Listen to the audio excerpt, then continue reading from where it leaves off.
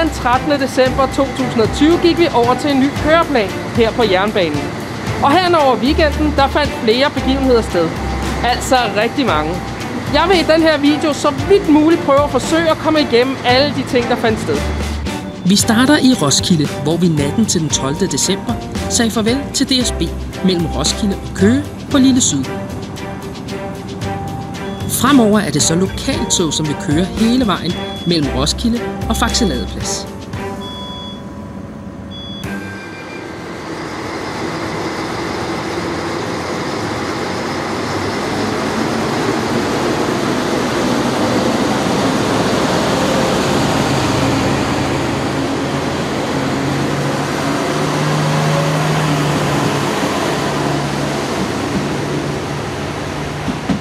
DSB vil fortsat køre mellem Næstved og Køge og vil blive betjent af IC3, indtil banen bliver koblet på i Køge Nord i 2023, så Vectron og dobbeltdækkervognene kan overtage kørslen mellem Næstved og Niveau.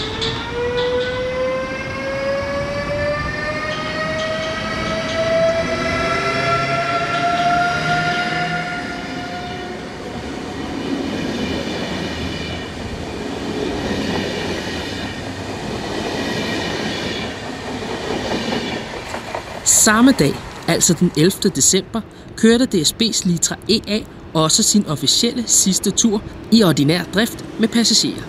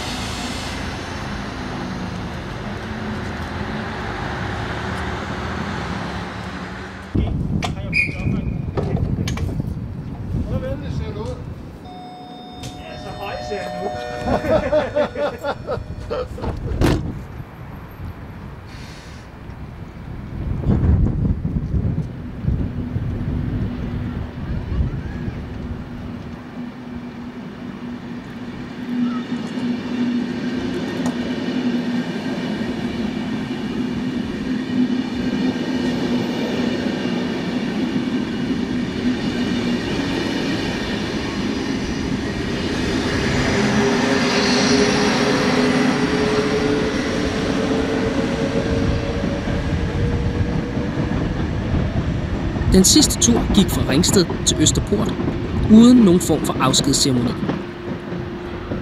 Til gengæld, dagen efter, kørte både 3020 og 3022 en tur til Korsør med dronningens følgevogn for at blive prøvekørt efter et værkstedsbesøg. Så det må man sige at være en afsked med stil, når man nu ikke kan andet i disse coronatider.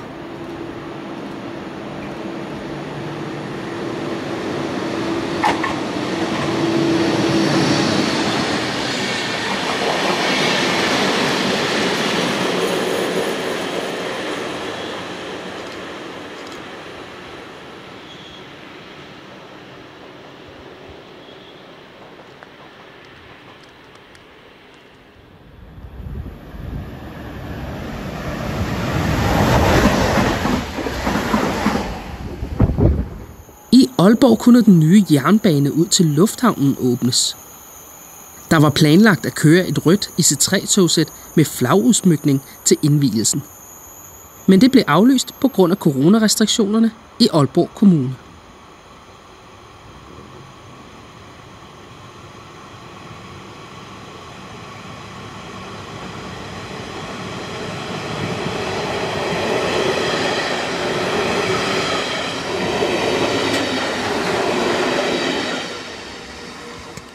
Strækningen til lufthavnen udgår fra Lindholm og er kun på små 3 km.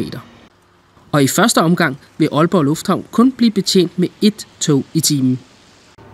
Banen er nemlig ikke udstyret med signaler endnu, og derfor er der kun plads til 1 tog på strækningen ad gangen. Først når der kommer ERTMS, kan antallet af togafgange udvides, og samtidig tage spor 2 i brug. Men nu kan man i hvert fald tage toget til Aalborg Lufthavn og videre ud i verden.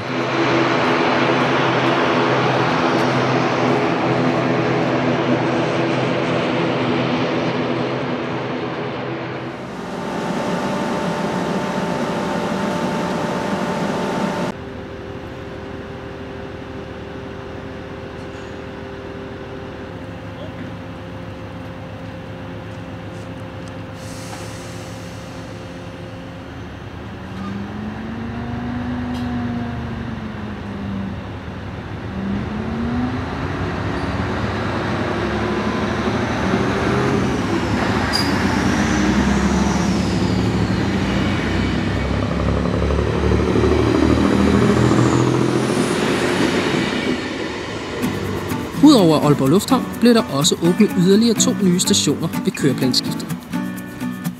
Nemlig Jerne Station øst for Esbjerg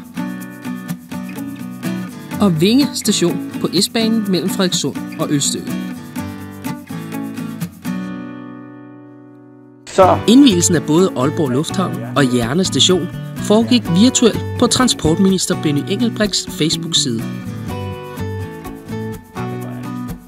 Og Vinge Station blev åbnet i stilhed om morgenen den 14. december, da det første standsende S-tog rullede ind kl. 4.41 som linje H til Østerport.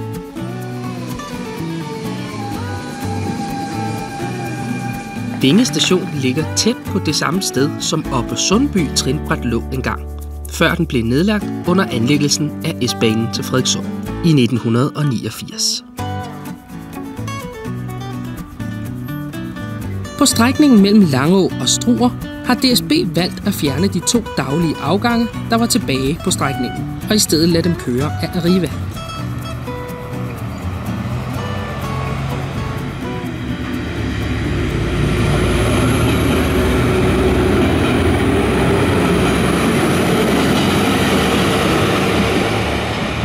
Det skyldes blandt andet det nye signalsystem ERTMS tages i brug på strækningen meget snart. Og DSB har brug for deres IC3'er på Sjælland mellem Køge, Næstved og Nykøbing Falster, hvor ERTMS tages i brug i slutningen af 2021. Der er nemlig ikke nok ombygget IC3-tog til begge strækninger.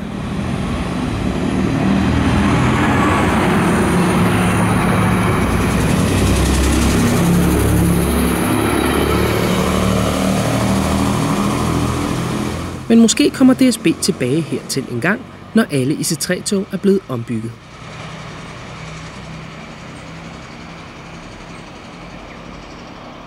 Kørslen på strækningen mellem Vejle og Struer samt Svendborgbanen er blevet overdraget til Arriva. Dog vil der stadig være 4 direkte daglige afgange mellem Struer og København med DSB's lyntog.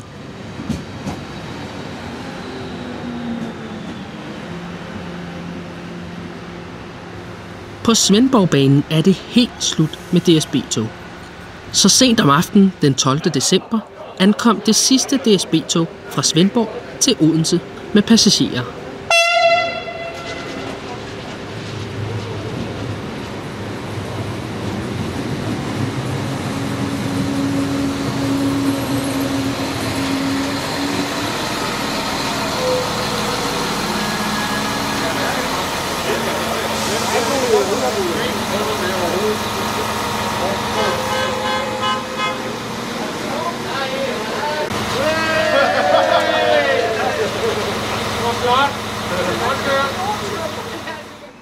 I løbet af nattens mørke blev togsættene klargjort til den nye tid hos Arriva.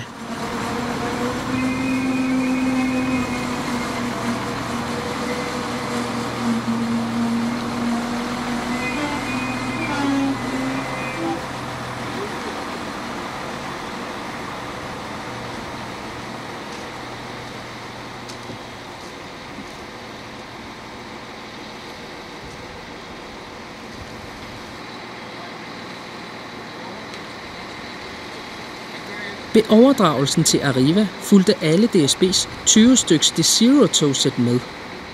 Men 4 styks af disse bliver leveret videre ud til Midtjyske Jernbaner.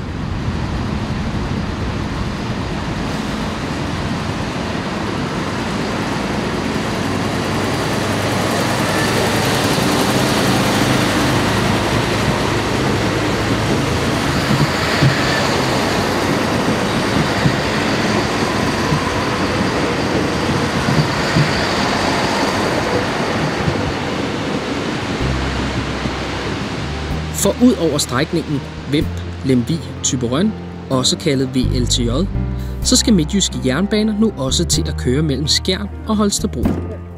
En strækning, som Midtjyske Jernbaner har overtaget fra Arriva.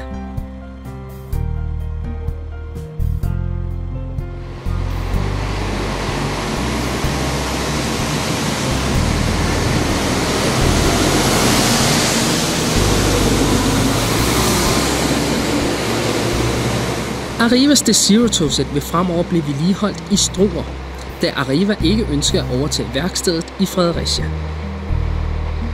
Derfor blev værkstedet i Fredericia lukket ned, og det sidste tog blev serviceret i ugen op til køreplansskiftet.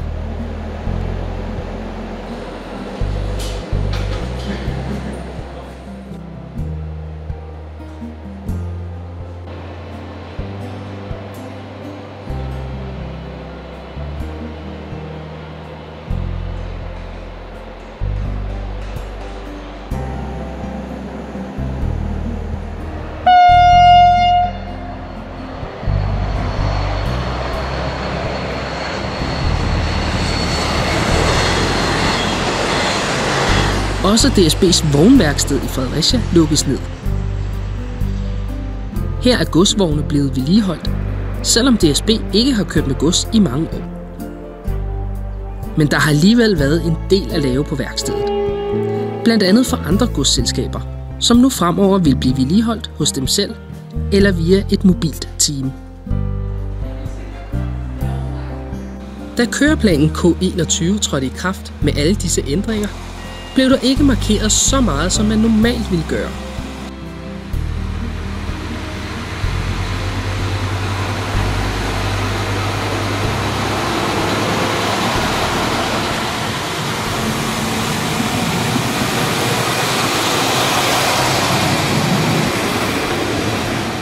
Dog blev der uddelt slik og chokolade hos Arriva, og togene pyntet flot op til de nye kunder på Svendborgbanen og mellem Vejle og Struer.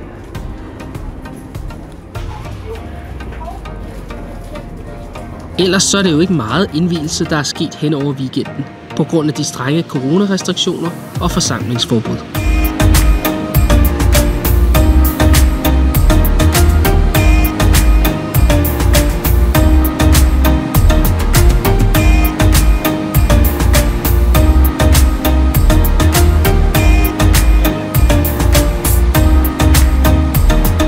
Selvfølgelig er der sket flere ting hen over weekenden.